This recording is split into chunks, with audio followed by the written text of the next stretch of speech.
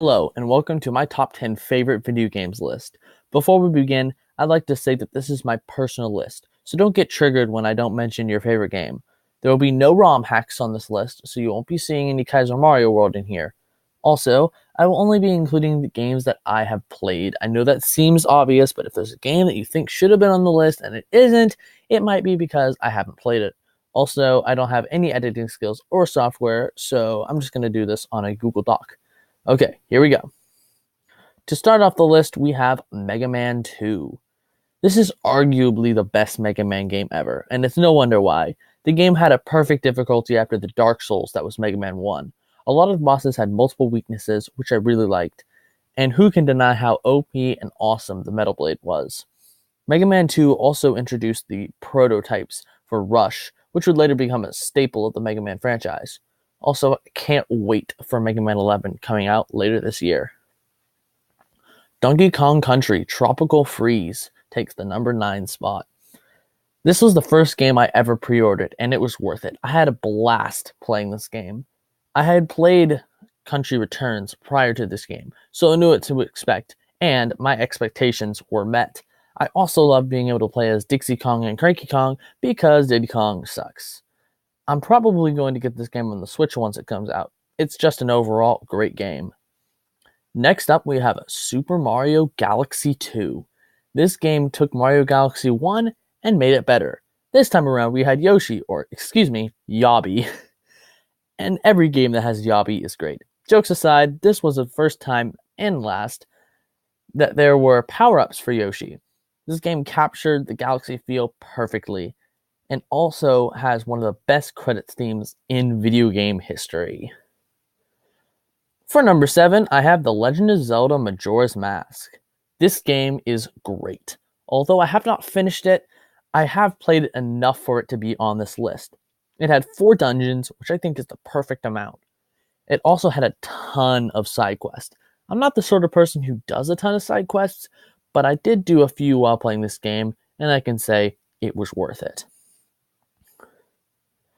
Number 6 is Super Smash Bros. 4. I'm not super into fighting games, but dang is Super Smash Bros. A great game. I have both a 3DS and the Wii U version, and both are great. The game has a great selection of characters to play as, including new ones such as Sonic, Mega Man, and Pac-Man. Though I just stick to playing as classic Bowser. Not much to say about this game, but it's still really good. For number 5, we have The Legend of Zelda Breath of the Wild. I really like Zelda games. So when it was announced that they were making a new Zelda game that would be open world, I was immediately excited. And the game met all my expectations. It was super fun exploring the massive world that the game had to offer. From completing shrines to killing monsters to looting Hyrule Castle, everything was really fun. My only complaint about this game is that the bosses and dungeons were a bit too easy and the final boss was way too easy. But overall, it's just an amazing game. Number 4 is Super Mario Odyssey. This game is freaking awesome. It was so cool running around in an open world Mario game collecting moons left and right. From the sheer awesome looking towns and cities to the amazing attention to detail in the maps, this game was a blast. I even speedran this game for a few weeks with the PB of a pitiful 1 hour 38 minutes and 56 seconds, but nevertheless, it was a great game.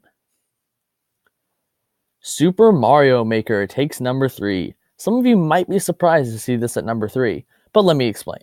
Mario Maker literally changed my life for the better. I know that sounds a bit extreme, but it is 100% true. Without this game, I would have never discovered my current favorite streamer, Carl Sagan42, and without him, I never would have gotten to Kaizo or speedrunning. Because of this game, I have now donated money to Games Done Quick, an awesome charity speedrunning event, and started speedrunning myself. Because Mario Maker was such a good game, it has literally changed my life forever. Undertale is at number 2. I know some of you people hate this game, and I know some people love this game, but for most people that hate this game, they hate it because, quote, the fan base ruined it for them. Let me tell you something about me. My biggest pet peeve is when people say that the fan base ruined something for them. Don't let someone else's influence don't let someone else influence your opinion of a game or book or movie you've never watched or played or whatever. Anyway, this is an amazing game. Every character has a full personality that stays true to that personality the whole game. The game has a great battle system and the best plot I have ever seen in any video game. The game also, or Oslo, as I just mistyped in my script, has an amazing soundtrack. Undertale is overall an amazing game. Last but not least is Mario and Luigi Bowser's Inside Story. I know most of you probably have never heard of this game, and those of you that have heard of this game probably don't think it should be number one, but it is. This is my first ever DS game, and it was also my first ever RPG, so I might be a bit nostalgia blind on this, but I don't care. I love Starler's personality in this game, I love the gameplay, and I love the combat, I love the music, and I love playing as Bowser, and I basically love everything about this game. Also, Fawful is now my favorite video game villain. He is super clever and thinks out every single little bit of his plan. This game also has my favorite battle theme, the grand finale, which is the final boss theme. The game breaks away from the format of Bowser capturing Peach and instead focuses on the fate of the whole world, which makes beating the game so much more satisfying. The game also has super creative bosses, from fighting a sentient trash can to a blooper statue, even fighting both Bowser's and Peach's castles. The game even has a side quest in which you fight the villains from the previous game, Mario and Luigi Partners in Time. My literally only complaint about this game is that there are two places where you mash, and that's in the final boss, and a part where you have to knock a guy over. I know it's a bit weird, but this is still my overall favorite game, and it's amazing.